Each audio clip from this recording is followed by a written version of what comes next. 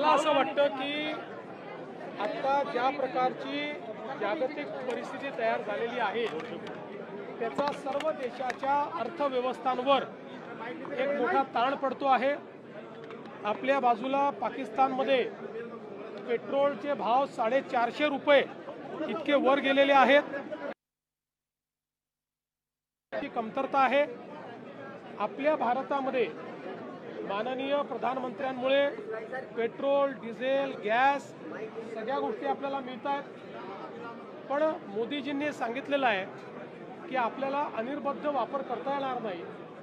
Supply चेन्सवर जे pressure आहे त्याचा विचार करता आणि आपला जास्तीत जास्त परकीय चलन आपल्याला वाचवता कसं येईल हे बघता या प्रत्येक गोष्टीत आपण ज्या प्रकारे रॅशनलायझेशन करू शकू ते केलं पाहिजे।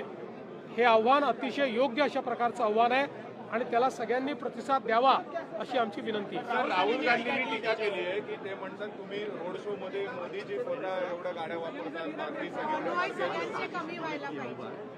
असं आहे मोदीजींनी जे सांगितलं त्याचा जर अर्थ राहुल गांधींना कळला नाही तर आता त्यांना दोष देता येत नाही।